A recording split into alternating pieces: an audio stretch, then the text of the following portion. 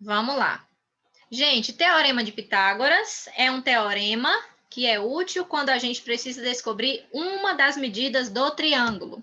Lembrando que, observe bem a figura aqui. Olha a figura. No triângulo retângulo tem um ângulo de 90 graus. É esse quadradinho aqui.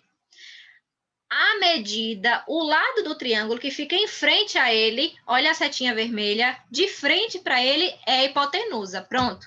É isso que você tem que memorizar. Hipotenusa é esse lado. Fica de frente para o ângulo de 90, certo? Os outros dois lados serão catetos. Não importa a ordem deles, tá bom? Serão catetos. Mas o importante é a hipotenusa, é o que está de frente para o ângulo de 90, certo? Pronto. E o que mostra o teorema de Pitágoras? Ele mostra o seguinte. Aqui a gente substituiu por letras, tá bom? A hipotenusa é o C, é a medida C, e os outros catetos A e B, beleza? Eles serão números depois em cada triângulo. O teorema de Pitágoras é esse aqui. Ele diz o quê? Quando eu pego C, que é a hipotenusa, e elevo ao quadrado, o resultado é a soma dos dois outros lados, também elevados ao quadrado. Então, sempre vai ser dessa forma. Eu posso usar essa relação toda vez que eu quiser encontrar uma das três medidas, A, B ou C, certo? E é isso que a gente vai fazer nessa tarefa que vocês fizeram. Bom, raiz quadrada, a gente viu que os números que são quadrados perfeitos são aqueles que têm raiz quadrada exata. Por exemplo, 49. Qual é o número que é elevado ao quadrado dá 49? Pode falar aí para mim. 7. 7. Por quê? 7 elevado ao quadrado é igual a 49. Então, lembra disso aqui. E a letra B, 81? 9. 9. Por quê? 9 elevado ao quadrado dá 81. E a letra C? 12. 12 elevado ao quadrado dá 81. E letra D? 13. 13 ao quadrado vai dar 169. E letra E? 17.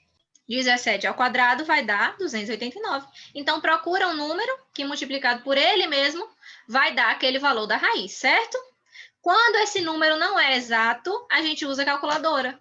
Quando não é quadrado perfeito. Por exemplo, 2 não é quadrado perfeito. Ele não tem uma raiz exata. Você bota na calculadora e vai achar esses valores aqui, certo? Então, vocês vão usar a calculadora na prova, certo? São esses resultados aqui. Questão 3 são as questões dos triângulos. Então, observe. O que eu tenho nesse triângulo? A gente vai usar o teorema de Pitágoras. Primeira coisa que você tem que identificar é a hipotenusa. Quem é a hipotenusa aqui? Diz aí para mim. O X. X. Olha só, X. Então, sempre faça isso. Pegou um triângulo, veja quem é a hipotenusa. Por quê? Porque é essa hipotenusa que vai ficar do lado esquerdo no teorema, no lugar do C. Tá vendo C? Ele será o X ao quadrado. E as outras duas você bota do lado direito, não importa a ordem não, tá bom? Se vai ser o 5 primeiro ou 12 primeiro, não tem problema. Você bota na ordem que você quiser. O importante é que a hipotenusa fique do lado certo, do lado esquerdo, tá bom? Isso você não pode errar. Então, fica x ao quadrado igual os outros dois. 5 ao quadrado mais 12 ao quadrado, tá bom? É todo mundo ao quadrado. X ao quadrado a gente repete. E vamos resolver do lado direito. 5 ao quadrado é 25, não é 10. Ainda tem gente multiplicando 5 vezes 2. É 5 vezes 5, que dá 25. 12 ao quadrado é 12 vezes 12, que dá 144. E a soma desses dois valores vai dar 169. Pronto. Sempre que você chegar nesse pedacinho aqui, x ao quadrado igual a 169, o que você vai fazer para terminar? Tirar a raiz desse número. Então, sempre vamos tirar a raiz de 169. Vai ficar assim. Tá vendo que é como se a gente tivesse pegado o 2, que está elevado ao quadrado aqui, e jogamos para o outro lado como se fosse raiz. que é a operação inversa, tá bom? Da potenciação é a raiz. Por isso que fica a raiz de 169, que dá 13. Então, nesse finalzinho aqui, chegou nessa parte, sempre tira a raiz e pronto. Qual é a raiz de 169? 13. Beleza? É o resultado. Vamos ver outra aqui? Tem algumas aqui mais difíceis, ó. Na letra B, do mesmo jeitinho. Tá vendo que o x também é hipotenusa? É a primeira coisa que você faz. Quem é hipotenusa? X. Então, é ele que vai ficar do lado esquerdo, ó. X ao quadrado, pronto. Igual. Do outro lado, você bota os outros números. 8 ao quadrado mais 15 ao quadrado. Vai dar 64 mais 225. 289 no final. E agora, tira a raiz e pronto. Raiz de 289, 17. Beleza? Pronto. Terminamos. Na letra C, quem é a hipotenusa? É quem está de frente para o ângulo de 90. X também. Então, vai ficar x novamente do lado esquerdo, tá vendo? 6 ao quadrado mais 8 ao quadrado. Pronto. 36 mais 84, que dá 100. E agora, tira a raiz de 100 e termina. Raiz de 100 é 10. Acabou. Vamos para a letra D? E agora, quem é a hipotenusa aqui nesse caso? Não vai ser o x, vai ser quem? O 15. Então, é só isso que você identifica. Quem é a hipotenusa? Porque ele que vai ficar do lado esquerdo. Então, vamos botar. Do lado esquerdo, 15. Estão vendo? 15 ao quadrado. Igual a os outros dois. X ao quadrado mais 12 ao quadrado. Tá bom? 15 ao quadrado é 225. Igual x ao quadrado mais 12 ao quadrado é 144. E agora, chegou nesse ponto, o que a gente vai fazer? Apenas arrumamos, colocando o x sozinho do lado esquerdo. A dica que eu dou é, você não precisa fazer cálculo nenhum de sinais não, tá bom? Sempre que você for arrumar, o x vai para o lado esquerdo e os outros números você vai subtrair. O maior menos o menor, tá? Então, não se preocupa quem passou para lá, quem passou para cá, se vai ficar menos, se vai ficar mais, não se preocupa não. O x já vai ficar do lado esquerdo, normal, e os outros dois você vai subtrair. O maior vem primeiro, menos o menor número, tá bom? Então, é isso aqui. E agora a gente continua. Nessa subtração vai dar 81. E agora chegamos aqui no finalzinho, tira a raiz também. Tiramos a raiz de 81, que dá 9. Pronto. Então, ou x vai ser a hipotenusa, e aí ele fica do lado esquerdo na fórmula, ou x vai ser um dos catetos. Aí ele vai ficar do lado direito e depois você só precisa arrumar. Certo? Letra E foi a que foi um pouquinho mais difícil. Algumas pessoas não conseguiram fazer, mas eu acho que foi por causa do formato do triângulo, né? Que tá meio esquisito. Mas se você olhar bem, quem é a hipotenusa? Fala aí para mim, quem é a hipotenusa?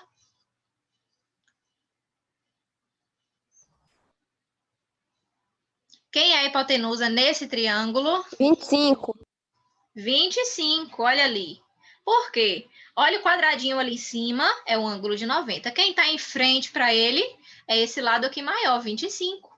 Então, esse é a hipotenusa. Ele que vai ficar do lado esquerdo na equação, ó. Ali, 25 elevado ao quadrado. Igual, quem vai ficar do outro lado? Os outros dois, x e 24. Todos elevado ao quadrado. Beleza? Vamos lá. 25 ao quadrado dá 625. E 24 ao quadrado, 576. Vamos arrumar. X do lado esquerdo e os outros dois números subtraídos, ó. Subtraímos. O maior menos o menor, tá bom? Essa subtração vai dar 49 e vamos tirar a raiz de 49 e pronto. Qual é a raiz de 49? 7. Então, x vale 7. Beleza? Então, não é complicado. É só você analisar quem é a hipotenusa primeiro. Nesse caso, a hipotenusa é o x, está de frente para o ângulo de 90. Então, vai ficar x ao quadrado. 4 ao quadrado, 16, e 3 ao quadrado, 9. Somando, vai dar 25. Tirando a raiz de 25, 5. Acabou. Beleza? Tem dúvida até aqui?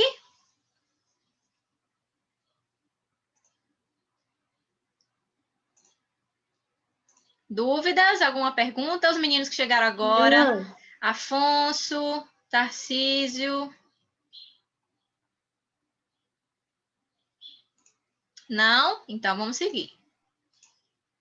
Questão 4. Não. Também é uma questão de triângulo. Vocês estão vendo que tudo a gente faz do mesmo jeito, né? A diferença vai ser só a posição do X. Observe essa figura. Quem está faltando ali? A hipotenusa. Estão vendo que o ladinho, o ângulo de 90 graus, é esse aqui firmado no poste, no chão? É nesse cantinho aqui quadrado. Então, a hipotenusa vai estar em frente a ele, que é o X, tá bom? A gente vai chamar sempre de X, à medida que a gente não tem. Então, como é que vai ficar? É só montar no teorema. Quem é o C? Hipotenusa. X. Quem é o A e o B? Não importa a ordem. Você vai botar o 13 e o 9. 9 ao quadrado é 81, 13 ao quadrado, 169. Então, a soma vai dar 250. Só que 250 não tem raiz exata, então bota na calculadora.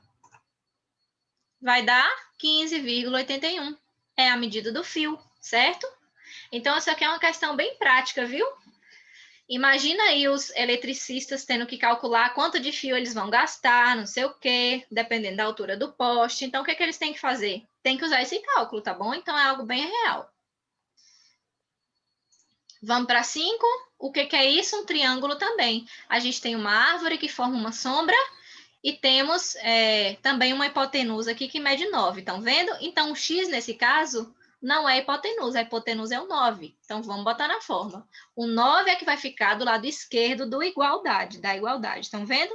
9 ao quadrado. Do outro lado fica o X e o 6 ao quadrado. Então, temos 81 é o 9 ao quadrado e o 6 ao quadrado é 36.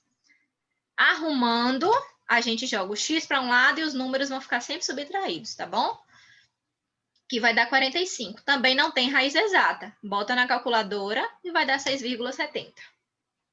Beleza? Então, o cálculo é sempre esse. Não tem mistério, não. Essa questão, gente, é uma questão que mostra que as raízes que não são exatas, por exemplo, a raiz de 2, como está ali no cantinho, estão vendo? Ela vai estar sempre entre os dois números que têm raiz exata. Por exemplo, raiz de 2 não é exata. Qual é o número que vem antes do 2 que tem raiz exata? É o 1. E qual é o número que vem depois do 2 que tem raiz exata? O 3 não tem, o 4 tem. Então, é o 4. Por isso que aqui do lado esquerdo está mostrando que a raiz de 2 vai estar entre a raiz de 1 e a raiz de 4, tá bom? É só para vocês entenderem isso. Mas eu não vou pedir para vocês fazerem desse jeito não, tá bom? Por isso que aqui eu botei só os resultados decimais, tá? Que a gente acha na calculadora. A raiz de 3, por exemplo. Esse valor 1,73 está entre a raiz de 1 e a raiz de 4, tá? E assim sucessivamente. Só para vocês entenderem aqui, tá bom? Mas vamos passar adiante, certo? A gente não vai fazer isso, não. Questão 7, a gente viu na aula passada. Essa figura não é um triângulo, ok? Não é o triângulo que a gente está estudando. Mas a gente pode dividir em dois triângulos para conseguir calcular o x, certo? Quando a gente divide, tem aquele lado ali da diagonal do meio, que é o y. Eu botei y porque eu não sei que medida é. Então, o que a gente tem nessa figura? Dois triângulos retângulos. Então, eu vou usar o teorema de Pitágoras para cada um deles, certo? Vamos para o primeiro triângulo. A hipotenusa é esse y, certo? Então, vamos lá. Y ao quadrado igual aos outros dois lados, ó, 4 e 7 ao quadrado. Então, vamos resolver. 16 mais 49 dá 65. Tirando a raiz, vai dar 8,06. Se você quiser aproximar usando só 8, tudo bem, tá bom? Pode deixar só 8. Depois que eu achei o y, a minha figura agora fica assim, porque o y agora vale 8,06. Vamos usar o teorema para o outro triângulo, tá bom? Para o triângulo azul. Quem é a hipotenusa? É o 8,06. O x e o 10 vão ser os catetos. Pronto, arrumei. Vamos resolver. Na calculadora, você pode colocar 8,06 ao quadrado, tá bom? Ou ali embaixo ficou um quadrado de novo, ó, 64,96. Não tem quadrado não, tá bom? E do lado direito, x ao quadrado mais 100. Fazendo a subtração, a gente vai achar 35,04. Na calculadora, essa raiz vai dar 5,91. Então, essa é a medida x. Mas o que a questão está pedindo? A questão está dizendo que eles querem cercar o terreno. Cercar o terreno é perímetro. Então, como é que eu sei a quantidade de cerca que eles vão usar? Calculando o perímetro. Agora que a gente tem os 4 lados, a gente vai somar. Olha só. 5,91 é o x que a gente encontrou. Mais 7 lá em cima, mais 4 do lado direito e mais 10 ali embaixo. Vai dar 26,91, certo? Esse é o perímetro. Qual é a pergunta final ali embaixo? Ó? A cerca custa 12,50 um metro. Então, como é que eu vou fazer esse cálculo de preço? É só multiplicar pelo perímetro. Multiplico por 12,50. Vai dar esse valor aí. Certo? Dúvidas, meninos e meninas? Pode perguntar, tá bom? Que a gente já vai seguir para outro assunto. Então, pode perguntar com relação aos triângulos, se você ainda está com dúvida. Alguém? Não, tia, Tá de o que eu boa, tô com tia. dúvida mesmo é o negócio dos juros, que igual na minha Ah, cabeça. sim, certo. Então, vamos para os juros, né? Vamos para os juros, tá bom? Porcentagem e juros. Lembrando que porcentagem vocês já estudaram lá atrás, né? Vamos relembrar aqui. Se você não aprendeu, agora você vai aprender. Bom, galera, porcentagem e juros. Observe bem esse anúncio aqui. O preço à vista da bicicleta custa 200. Ou, se você quiser parcelar, você vai pagar 12 vezes de R$20. E aí, será que vale a pena pagar à vista? É mais caro à vista, ou a prazo, ou a prestação? É isso que a gente vai discutir nesse assunto, tá? Quando compramos algo a prazo, parcelado, pagamos uma compensação. Então, o valor parcelado sempre vai ser maior do que o valor à vista, tá? Por quê? Por conta do tempo das parcelas. Pensa aí se você for o vendedor. Você vai vender a bicicleta. Se alguém comprar à vista, você recebe o dinheiro na hora. Mas se alguém parcelar, você só vai receber tudo lá no final das parcelas. Então, é um tempo muito grande. E por causa desse tempo de pagamento que a pessoa vai ter, é que tem um acréscimo no valor, tá bom? Para compensar esse valor das É um parcelas. assunto bem importante. Agora que eu tô trabalhando com loja, né? Sim, você precisa saber disso, pois é. Então, nesse anúncio, à vista custa R$200. A prazo é só a gente multiplicar as parcelas, ó. 12 vezes 20 vai dar 240. Então, a compensação que teve foi R$40 a mais no preço parcelado. E esses R$40 é o valor que eles cobraram por conta das parcelas, por conta do tempo que ele vai ter para pagar, certo? Então, sempre vai ser mais caro. O contrário também pode acontecer. Olha que interessante. Quando depositamos dinheiro na poupança do banco, presta atenção nisso aqui, vocês têm que começar a aprender sobre isso, tá bom? Todo mundo aqui vai usar conta de banco logo, logo. Então, se você deposita dinheiro na poupança, é como se você estivesse emprestando seu dinheiro para o banco, sabia disso? Temporariamente, né? Por isso, recebemos uma compensação pelo tempo que o dinheiro ficou lá. Então, quando a gente deposita no banco, na poupança, né? Se você deixar muito tempo, a cada mês ou a cada ano, você vai ganhar um pouquinho a mais do que você colocou lá. É o que o banco está te pagando por você deixar o seu dinheiro lá. Interessante isso, né?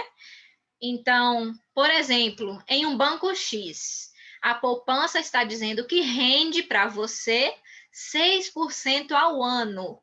O que isso significa? Se você depositar R$100, por exemplo, vai render para você 6% desses R$100. Então, você vai receber pelo seu depósito 6% desses R$100 que você colocou no final de um ano. Você vai receber a mais. Então, seu saldo no final do ano, se você botar em janeiro esses R$100 no banco, lá em dezembro, quando você for olhar na sua conta, você vai ter R$100 mais 6% desse valor. O banco vai te pagar a mais, porque você está deixando lá no banco. Interessante, né? Bom, essa compensação financeira que você paga ou que você recebe é que é chamada de juros. Compreenderam? E corresponde a uma porcentagem do dinheiro emprestado. Compreenderam? Alguma dúvida até aqui? Vamos lá. Quero ouvir vocês. Tia, explica de novo, por favor, essa parte, que eu não entendi muito. Não. Assim, meu bem, quando a gente coloca um dinheiro no banco, o que acontece? Não sei se vocês já puderam perceber isso.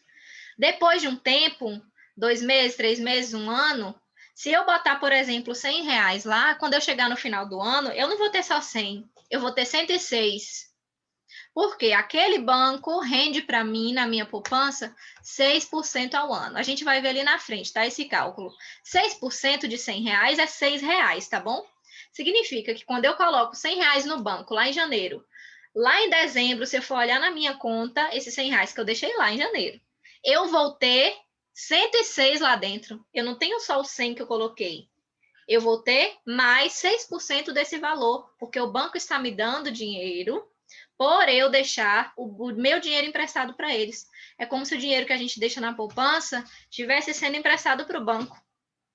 Então, ele dá para a gente uma determinada quantia para que eu deixe aquele dinheiro com eles, entendeu? É mais ou menos isso, mas a gente vai ver ali na frente, tá bom? Esse dinheiro a mais que a gente recebe, ou aqui na situação anterior, quando a gente paga, tá vendo? Que o preço a prazo é sempre maior do que o preço à vista. Nesse caso aqui foi R$40 a mais, tá vendo? Esses R$40 aqui e esses 6% que a gente recebe na poupança são chamados de juros. É uma compensação que você vai ter quando você empresta ou quando você compra a prazo. Sempre vai ter uma compensação, um valor a mais.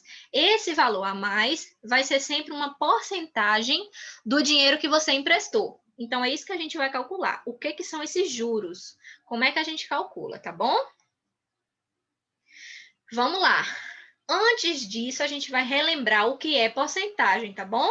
Você se lembra do que é porcentagem? O que significa? Quem sabe? O que é porcentagem?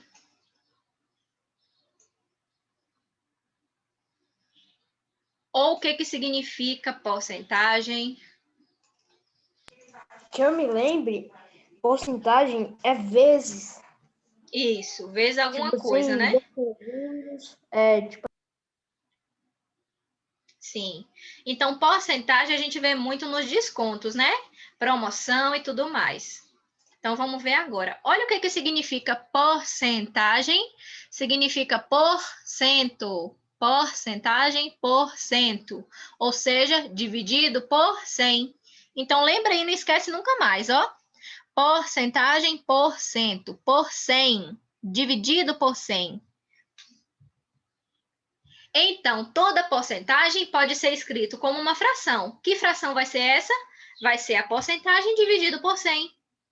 E cada fração pode ser escrito como número decimal. A gente já estudou isso muito tempo atrás, né? Então, vamos ver. Por exemplo, se eu digo que um produto tem 6% de desconto, como é que eu escrevo esse 6% em forma de fração?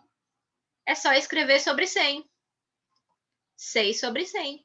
Então, eu transformei um valor de porcentagem para a fração, ok? 6% é 6 sobre 100. Então, vendo que o símbolo está amarelo, o símbolo da porcentagem, e o número 100 também está amarelo. Então, eu tiro esse símbolo e coloco o número 6 dividido por 100, tá bom?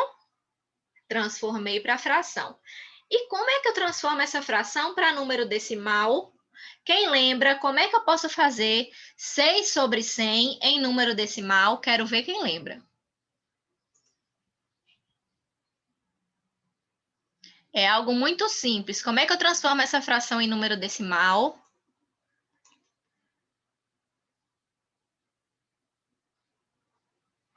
Ninguém lembra, não acredito. Olha só, é só andar a vírgula para a esquerda 2 vezes. Olha a fração, 6 sobre 100. É 6 dividido por 100. 100 tem quantos zeros? 2. Então, eu vou pegar o número 6 e vou andar a vírgula para a esquerda 2 vezes. Olha como é que vai ficar. A vírgula estava no finalzinho do 6. Eu andei para trás 1, 2 vezes. Então, ficou 0,06. Muito simples, nem precisa calcular. Então, observe bem. Porcentagem pode ser escrito como fração e como decimal também. Então, tem essas três formas de representar a porcentagem. Vamos ver mais uma? 45%, qual vai ser a fração? Fala aí para mim, qual vai ser a fração? De 45%.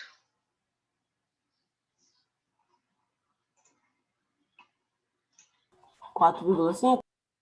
A fração, por enquanto, fração. Depois a gente vê o número decimal. Qual vai ser a fração?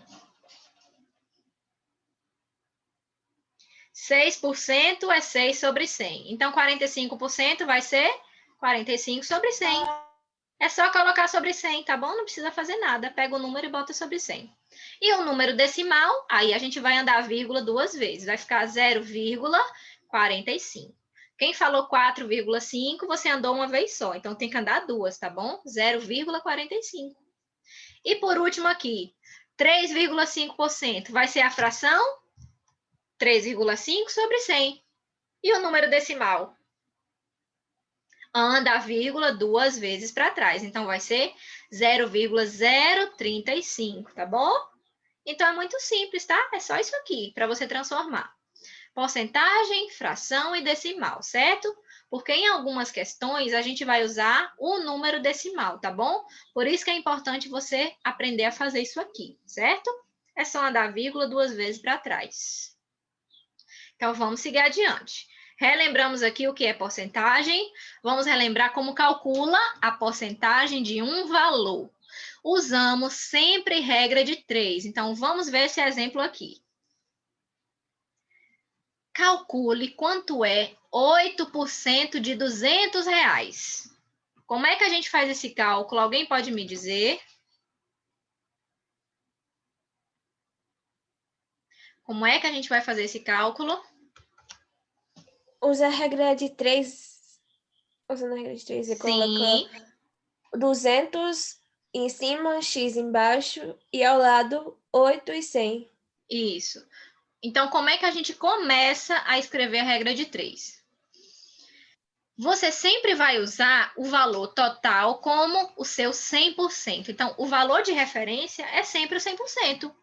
Qual é o 100% aqui? É o valor total, sempre. R$200 é o valor total. Então, você vai escrever 200 tracinho corresponde a 100%. Pronto.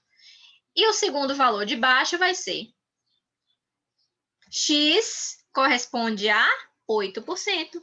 Quem você quer calcular? É o X, que corresponde à porcentagem de 8% que você quer encontrar, certo? Então, o valor que você quer encontrar será o X, corresponde a 8%.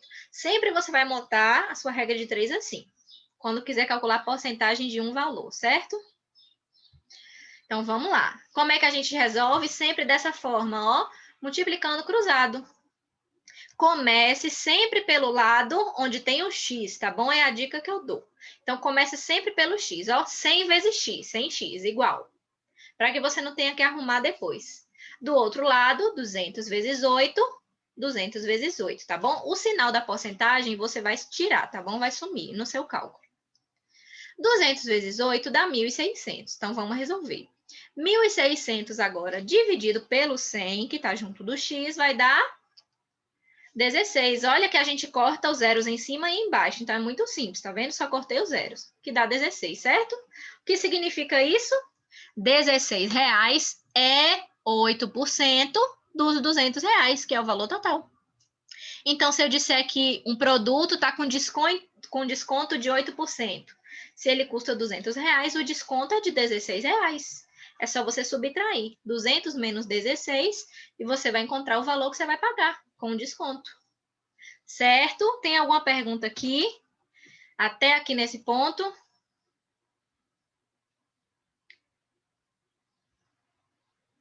A hora é agora de perguntar.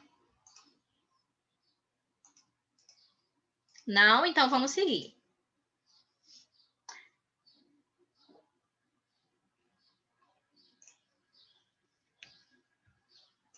Gente, eu vou precisar